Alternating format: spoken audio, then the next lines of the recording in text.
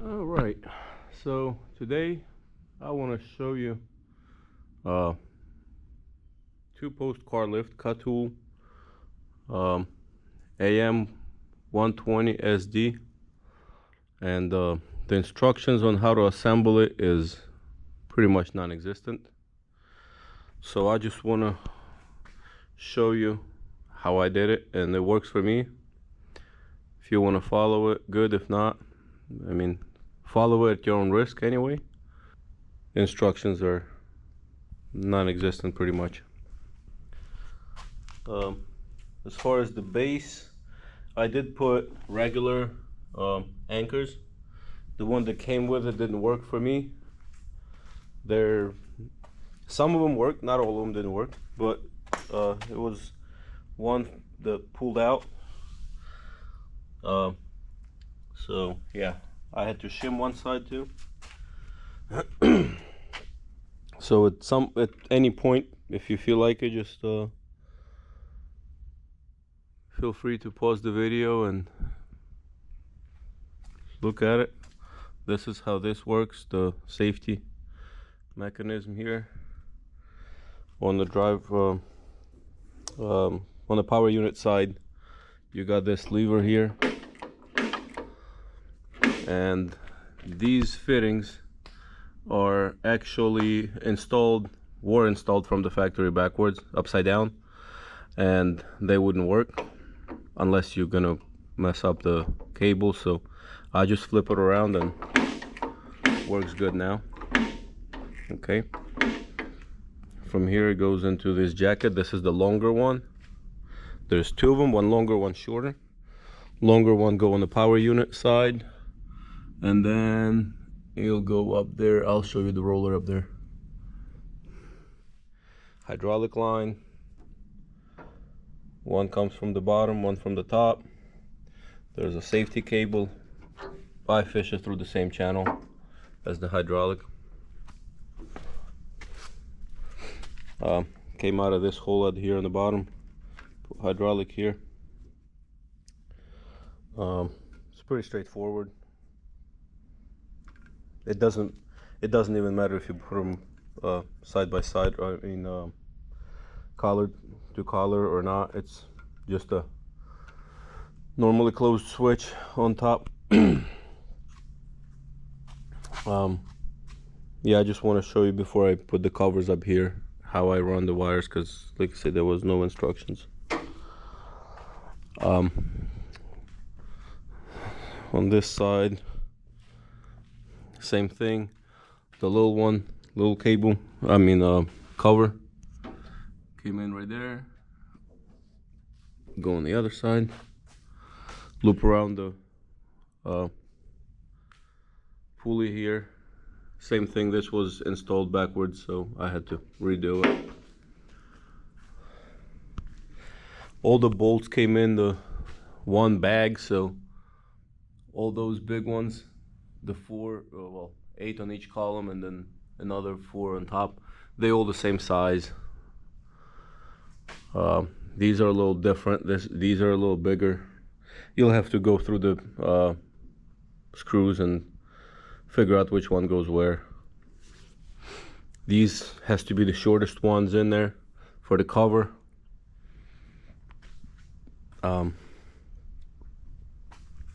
Problem that I run into is these cables when you put them together.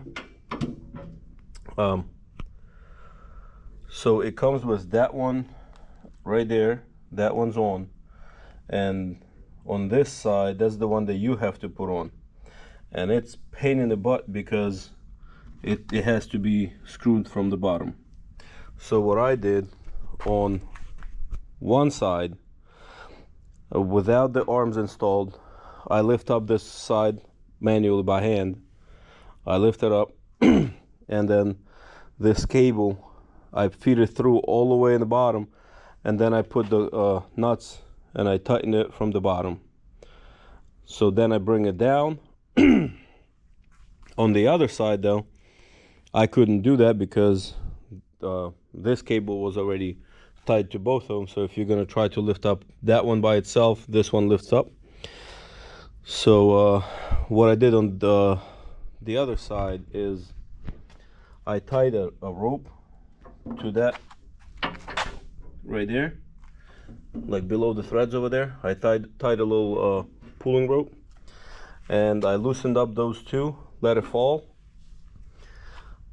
Once I had hydraulic and everything's hooked up, so I raised the lift on well, both sides raised the lift, right?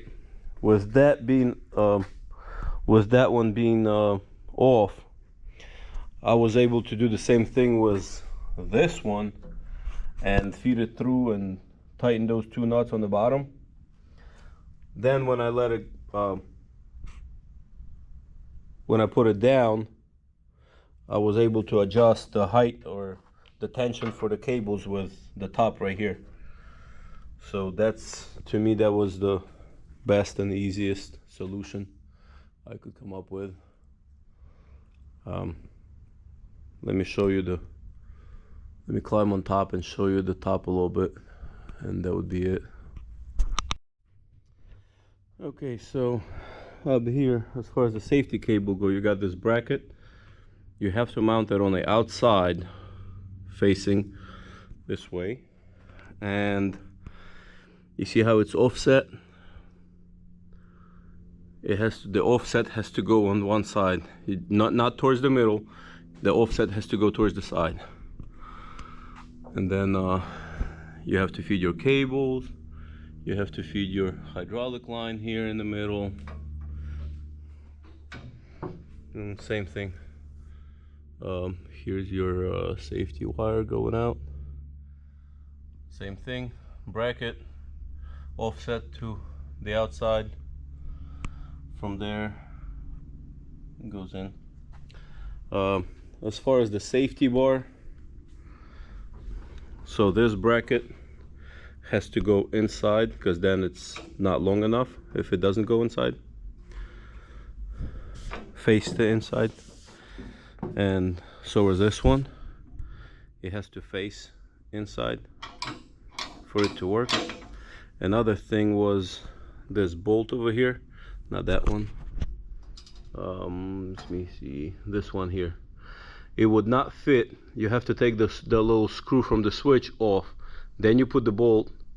Once you put the bolt in, then you can put the screw back in, because the head of the screw doesn't let the bolt go in.